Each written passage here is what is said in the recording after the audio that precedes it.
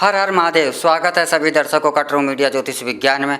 आज हम बात कर रहे हैं कि आपने देखा होगा मुसलमानों के बीच में जाकर के कि कुछ मुसलमान लोग जो होते हैं उनके जो अपने गोत्र होते हैं उनमें अधिकतर आपको चौधरी, राजपूत, लोधे ऐसे आपको मुसलमानों के नाम के पीछे आपको गोत्र ऐसे दिखाई देते हैं। तो प्रश्न यह उठता है कि यह गोत्र जो हैं यह हिंदू गोत्र हैं। राजपूत हिंदू है, लोधे हिंदू है, चौधरी हिंदू है, तो यह मुसलमान में बहुत से लोग ऐसे गोत्रों को अपने नाम के साथ क्यों जोड़ते हैं और अपने नाम के साथ यह क्यों लगाते हैं, ऐसे प्रश्न उठते हैं। और आज हम ऐसे ही प्रश्नों का उत्तर लेकर के आपके सामने उपस्थित हुए हैं। तो चलिए थोड़ा सा इस प्रश्न का हल जानने के लिए हमारे को थोड़ा इतिहास में चलना पड़ेगा।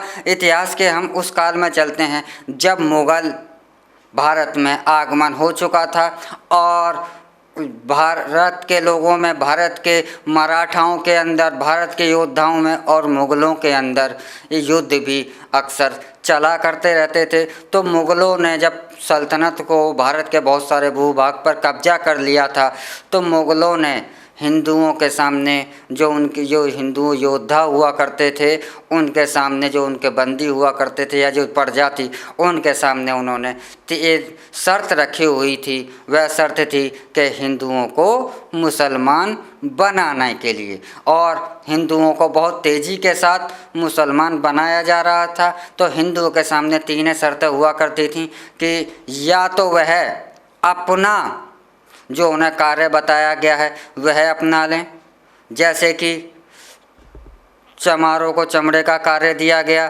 चमार शब्द जो है मुग़लों की ही देन है, क्योंकि भारत में चमड़े का कार्य नहीं हुआ करता था, तो इसलिए ऐसी कोई जाति भी नहीं हुआ करती थी। जैसे कि वाल्मीकि लोगों को इनको मैला ढोने का कार्य दिया गया, जबकि सच्चाई तो यह है कि यह एक योद्धा हैं, क्षत्रिय और ब्राह्मण वर्ग से आते थे। तो ऐसे लोगों के सामने यही शर्त होती थी हिंदुओं के सामने कि उनके या तो यह उन्हें कार्य दिए जा रहे हैं वह करें, अन्यथा इस्लाम करें, इस्लाम कबूल करें। अगर इस्लाम कबूल नहीं करते तो आप मृत्यु को प्राप्त करें। तो कुछ लोग जो हिंदू थे उन्होंने जो चमड़े का कारोबार करना मंजूर कर लिया, कुछ लोगों ने मेला ढोने का कार्य मंजूर कर लिया। ऐसे ही भारत के अंदर अदर कास्टें हैं, और कुछ लोगों ने इसको मंजूर नहीं करा और ना ही इस्लाम को मंजूर करा और उन्होंने मृत्यु हुई। इसीलिए कहा भी जाता है कि औरंगजेब के काल में 1.25 लाख जनेऊ उतारे जाते थे, 1.25 लाख जनेऊ चढ़ाए जाते थे। अर्थात कि 1.25 लाख जनेऊ, जो धागा हम जनेऊ पहनते हैं वह गर्दन से काटकर 1.25 लाख वजन के करीब रोज़ ही जनेऊ जलाए जाते थे, यानी कि 1.25 लाख वजन के बराबर जनेऊ की गर्दनें काटी जाती थीं।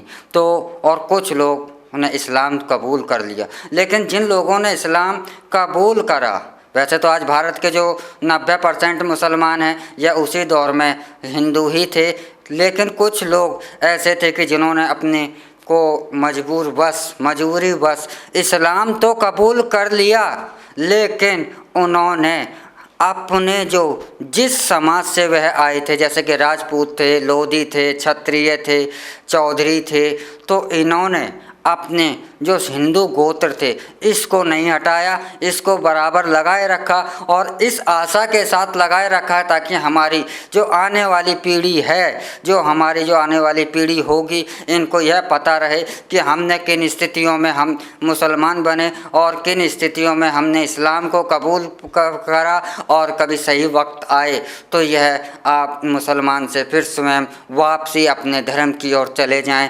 तो ऐसे लोगों ने, क्योंकि यह अपने धर्म से प्यार करते थे लेकिन यह अपने धर्म को छोड़ना नहीं चाहते थे, लेकिन मजबूरीवश इन लोगों ने इस्लाम को कबूल तो कर लिया, लेकिन यह अपनी अगली पीढ़ी के लिए बताने के लिए, संदेश देने के लिए कि यह पीढ़ी भविष्य में आकर वापस अपने घर वापसी कर ले।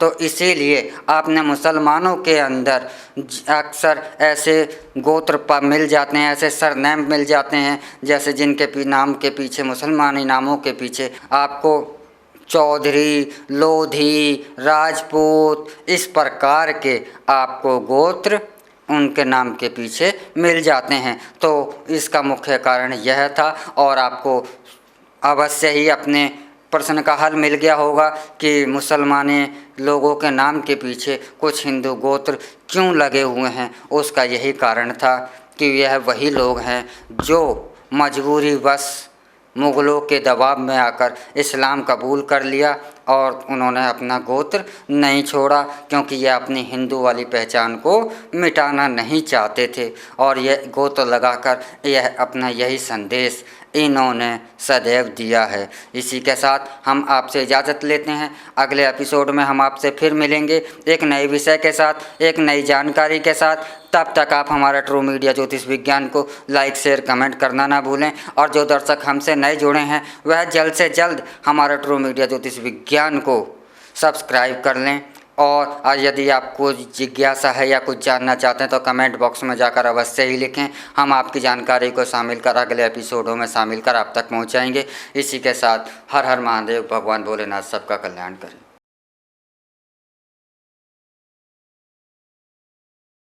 अगर आप ये वीडियो YouTube पर देख रहे हैं तो हमारे चैनल को सब्सक्राइब करें और बेल आइकन को दबाना ना भूलें। अगर आप Facebook पर ये वीडियो देख रहे हैं तो हमारे पेज को लाइक करें।